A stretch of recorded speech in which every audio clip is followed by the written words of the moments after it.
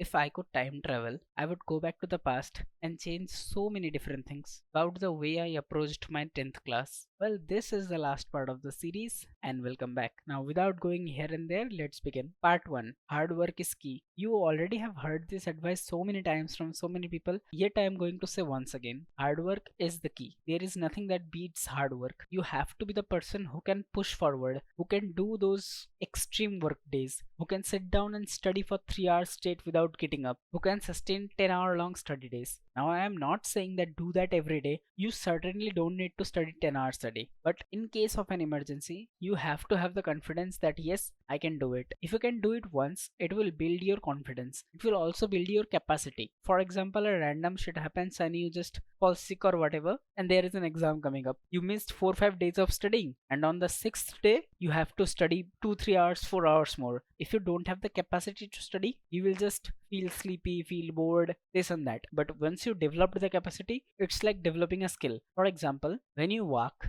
do you need to think that you are walking? Absolutely not, right? It will be stupid to think that you think while you walk because you have that skill in yourself. And once you developed that skill, that never goes away. If you have the skill of walking, then it never goes away. Similarly, once you developed the capacity of 10-hour work days, number one is you can do the 3-hour work days very easily. And number two is if for some reason you need to do those 10-hour work days, you will already be familiar with it. Well, if you have heard the term backlog, but you are still in class 10, so you don't know that much. Once you get to class 11, you will realize. So once you developed that backlog, that is chapters you haven't studied, that time this comes into play. The more harder work you can do, the better output you will produce. Now, certainly everything is not boiling down to your hard work, and that is why part 2, smart work is power. Even though that brute force is very very important, it is not everything, and it alone is not enough. Smart work is essential because if you don't do smart work, your hard work will be wasted. For example, you have been given a project and you don't plan it, you just straight jump into the work. It's gonna be a mess. You have to do the one thing 10 times, but if you just plan, the entire process becomes easier. Similarly, if you do smart work and then use that smartness to do the hard task with your hard work, only then can you get the result. This applies the most to revising. If you don't plan when you are going to revise and you don't revise, you will forget and all of your hard work will go to drain, and after that you have to do that again. Well, that became a nice poem. But nowadays what you have to understand is education is more like a mental game, not a physical one. Nowadays just more is not enough. It's like more but better also, and if you can do both, you will get rewarded with your marks. If you can't do, then you will only waste your time. Part 3, motivation and discipline. So there is a really nice quote: motivation is a trait but discipline is a necessity. And it is absolutely true, because see, motivation won't last forever. One day you might get motivated and the next day you might get demotivated. It does not have any proper application. But once you build the discipline, it has a proper application. Aside from studies, if you're actually on self-improvement, then you know this concept, because we never feel like doing the work. We never feel like doing the good habits. We have to be disciplined when we don't want to, and that is the meaning of the word disciplined. Disciplined is not like I am feeling like and that's why I'm doing it. I'm not even feeling it and still I'm doing it. Just write down in the comments how many people of you work out. And I don't know about you guys, whenever I work out, I never feel like working out. I don't feel like, wow, today I'm gonna do 50 push-ups. Absolutely not. It's painful, but regardless, I'm disciplined, and that's why I do the work instead of just sitting there thinking that once I get motivated, once I see another one of shorts or reels and I get the pump, and then I'm gonna do 50 push-ups. Absolutely not. That is never gonna happen. Motivation will last for only about 3 days at max. Nobody can motivate you, and that is why stop searching on motivation videos. Stop seeing the videos which display the thumbnail motivational story, motivation this, motivation that. It's never gonna help. Instead, spend that 10-minute reading or doing some good stuff. Does that mean you should abandon motivation? Absolutely not, because your desire is also motivation. If you have wrote down on a piece of paper that you want to be AIR 1 of 2025 boards and stuck it up on your wall, that is a motivation. The golden rule of motivation is if you can't be motivated by yourself, then nobody can motivate you. So you either have to be motivated by yourself, which is very hard, or be disciplined, which is hard but comparatively easier. Now there is a very nice way to build motivation, and I'll talk about it in the power of darkness section. Part 3, enjoyment is bliss. All of the grinding, productive, each and everything aside, Enjoyment is important. If what you do is just work all day, you will turn into a machine. Social event, fun, rewards, etc. are not just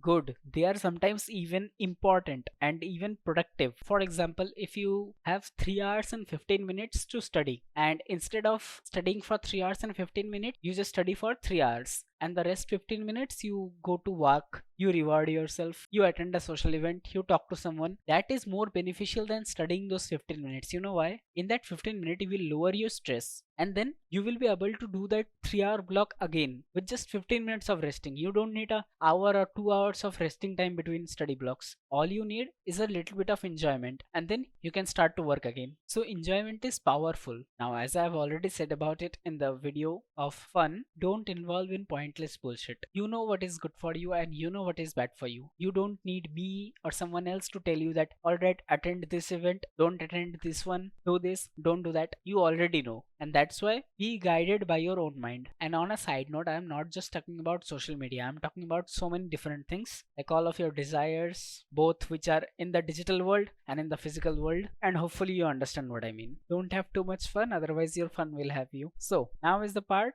which is gonna become a little dark. But before I become any darker, though not literally, just subscribe if you don't mind. Part 5, Power of Darkness. Now this is the advice that you will not hear most people say, and that is, have a huge ego. In one of my earlier videos, I explained the difference between different type of egos. If you want, you can go and watch that one, but I will just make a short summary here. Have a good ego, not a bad one. Bad ego is like, I am the king of the universe and everything should be given to me. And good ego is, alright, I'm gonna become the king of the universe and that is why I have to work for each and everything. Have that good ego. Think that you are the most superior person on the earth.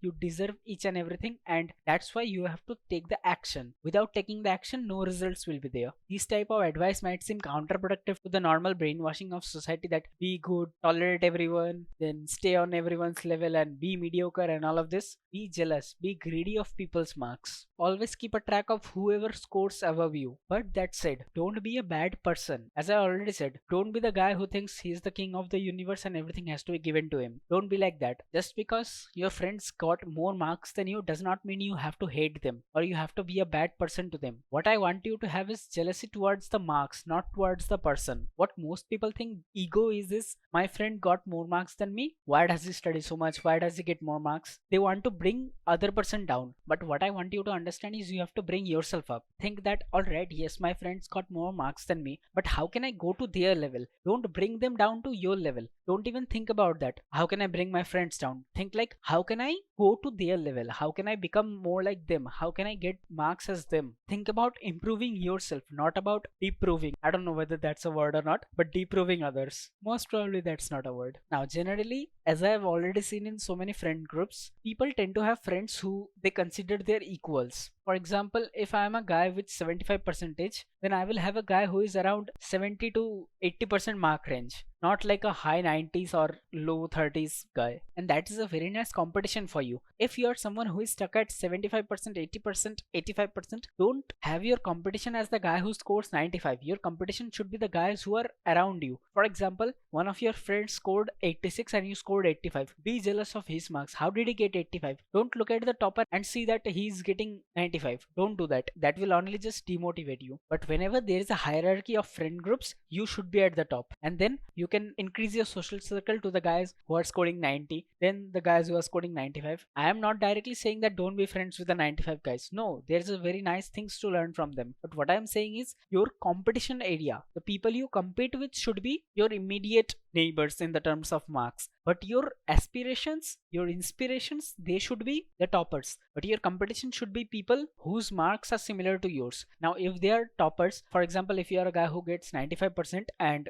you're trying to compete with other toppers who get 94, 96, etc. percentage, it's very nice. But if you are someone who is stuck below, then only fight with the people who are in your immediate neighborhood. Now, don't take that literally. Immediate neighborhood means around your marks. And here is the key trick of motivation aside from the toppers. If you have faced people who doubt you, for example, they might be your relatives, teachers, classmates, even friends, though they are not friends if they doubt you. If you have faced any of these people who think that you can't do it, who think that you can't achieve, then the best revenge is to act opposite to what they think about you. It was probably the quote of Marcus Aurelius, one of the great emperors of Rome, who said, the best revenge is not to be like your enemy. And if we mutate that a little bit and take it that into our concept, then we find that best revenge is to be unlike the person that they think you are. If they think that you are a loser, then the best revenge is stop being a loser. I will tell you the 3-step formula. Step 1, do the hard work. Step 2, get the marks. Step 3, throw the mark sheet on their face. You know, flexing on people is one of the best feelings in the world. And if it is something especially that they think that you wouldn't be able to do, then the fun increases even more. Especially showing that 95-96% on the report card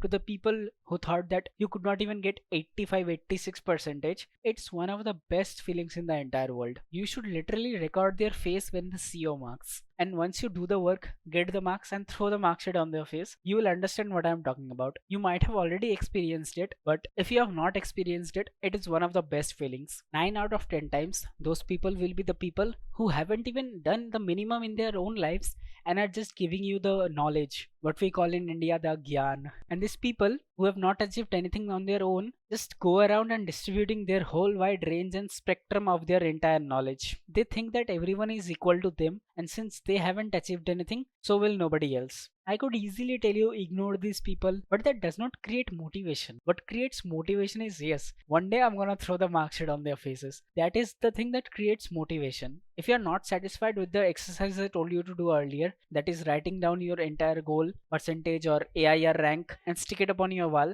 and let it act as a source of motivation, then this is the one thing that will always motivate you. Just keep a reminder somewhere, I want to throw my mark sheet on the people who hated me. So now, the last part.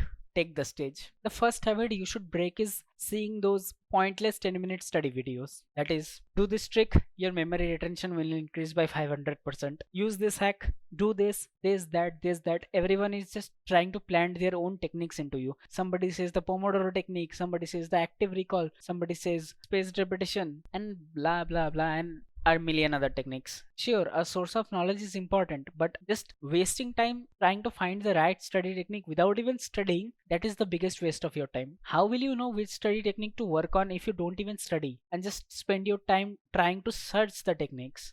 They will only come searching by yourself. For example, I am the person who does not like Pomodoro at all because 25 minutes is too little to work for. At least I have a 3-hour block. I work for the 3 hour. I will be my most productive for about 2.5 hours, and then I will do a 30 minutes of shallow work. It's not exactly planned that alright 2 hours and 30 minutes alarm, then 30 minutes alarm. It's like I will sit for 3 hours, do the work for 3 hours, and then I will take a 10 minutes, 15 minutes, 20 minutes break. Many people speak about Pomodoro ultradian sprints or something like that, which is aligned with your circadian rhythms, 90 minutes and 20 minutes block. I find that totally not useful for me. I know people who have used Pomodoro and still use it to this day, but for me it never works. Similarly, for you, 25 minutes might be most optimal, or for you, just like me, 25 minutes might be garbage. You might need 3 hours, or you might need just 1 hour. Who knows? You have to experiment on yourself, and you just can't find the best, perfect, most useful study technique or study routine or something like that. And another thing, this routine stuff, it never works. If you don't make it yourself, it never works. I have made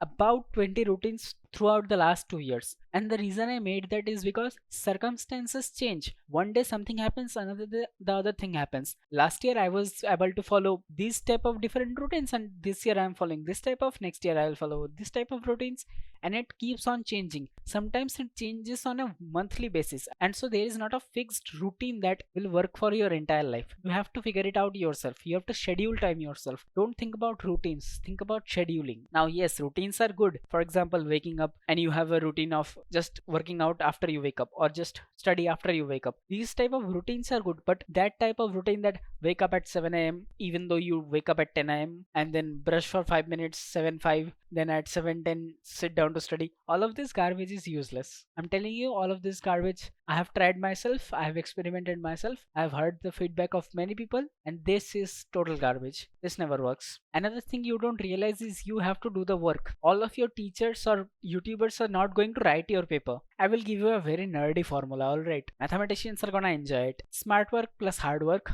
to the power enjoyment equals success. Now don't write in comments that I can take the work common. And the second part is the root of hard work and smart work is discipline. Double mathematical pun intended. So with this marvelous formula of mine, this mini series comes to an end. Or not. We have just begun. If you have any struggles regarding your preparations, whether it be whichever class, it's not just subjected to this class alone. Whether you have problem regarding tactics, tips, tricks, hacks, or self-improvement in general. And I will not give you the advice which are just sourced from studies. I will give you advice which works and which I have tried myself. It's more like being a rat lab. I'm being the rat lab who just gets experimented on. I just put the chemicals on myself and I will give you the results. So if you're struggling with any of these, then feel free to comment, feel free to message me, and feel free to let me know what are your struggles. Now if you haven't watched the previous parts, then go and click this one. Or else if you feel like giving up, then go and watch this one. I'll see you in the next one. Start if you haven't already.